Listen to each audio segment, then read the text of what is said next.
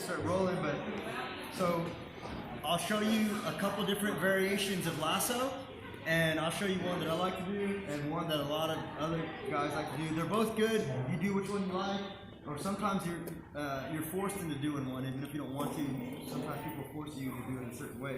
So I've got Coach Steve's sleeve, I've got his collar, and I'm gonna strip out to my side. So I strip out to my side, and now I'm in scissor guard. So I've got one foot on his hip, another foot on his hip, one knee on his shoulder, my other knee on the mat. Now if he puts all his weight on me, it doesn't bother me one bit. He can put every bit of weight, it doesn't bother me, right? That's what I love about scissor guard.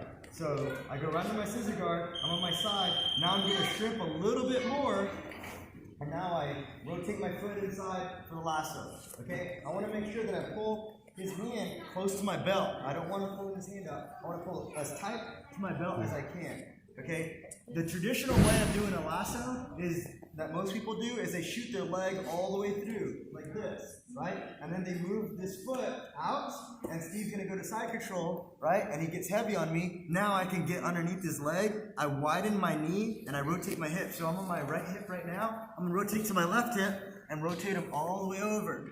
Now from here, I'm just gonna release his arm, come up to side control.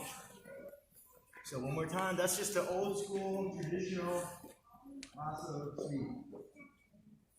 So again, personally, I like to start from scissor.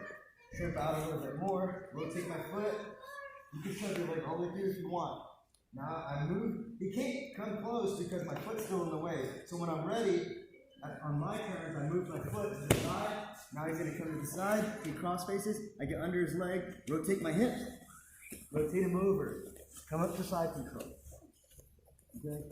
Now I'll show you one of the counters, and then I'll show you the variation as well. So one of the counters, so if I go to lasso and see come go to the side, sometimes some bigger guys, they'll sprawl down, just like this. And then as he sprawl, now that he's sprawled, his hips are all the way on the mat, glued. Now he's gonna slide back a little bit, now and sprawl, and now I can't roll him over.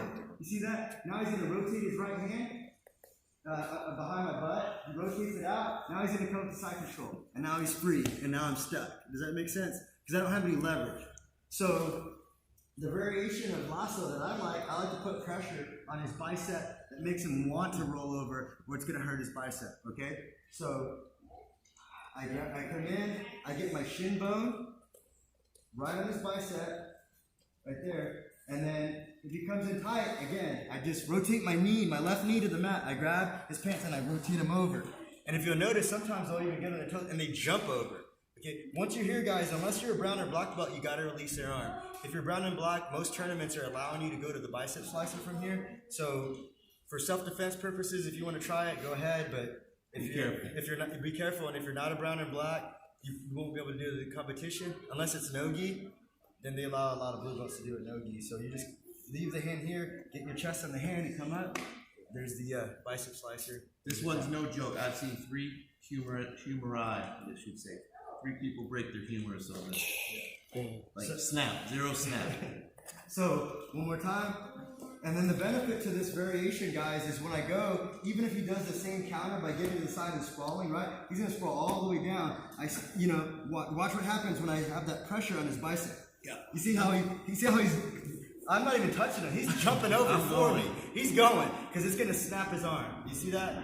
So that's the one I like to do, because I'm a smaller guy. A lot of big guys like doing the one they shove their leg in. If I do that one, the big guys just pancake me, and I'm stuck. And until I either let go of their arm or until they get side control. And I don't like that. So I like this version better. Do them both, see which one you like. Sometimes I have to do the first one because the big guy immediately charged in, smashed me, and we just ended up there, right? But if I have my say, my way about it, I like doing the second one. Okay, the modified one, when you got the shin on the bicep. All right, guys, one more time. So the shin, and the shin on the bicep, guys, if you notice, I'm pointing my shin, my leg towards his bicep. It's not like this. It's not like this way. It's a sideways. That doesn't bother me. See, I want my shin. See how he's leaning? I don't like instead of leaning? Yeah, and even if he sprawls again, he gets on the side. I'm going on that my head, sprawl. whatever. stomach, and I just keep putting pressure on it until he decides to jump. Okay, and now I can either submit him here or release his arm. If you're in a tournament, release the arm and go with the side control. Can I have one thing? Yeah. So, one of the things that Dennis was saying, right? If he passes, right, so I give him my leg and he passes and people sprawl, right? Or they're up on their knees, right? The whole secret to this thing is having your hips close to them. So if they move away and I still have the position, I can close that distance myself, right? And so if Dennis is up, come a little closer, right? I can come in here. You see what I'm saying? If he's gonna stay away, doesn't mean I can't occupy that space, and you can tell he's going over. And this works with no gi too. People all the time, they come in, they try to over under your leg like I'm here. Works no gi. Right? You know, the sleeve's better with the gi. No gi, it works the same way. He's there, he's not closing the distance. And you notice I went from my right hip to my left and take him over. So, Everybody got it? it's not all reliant on your partner, right? You can make it happen too. Most people, you get it once.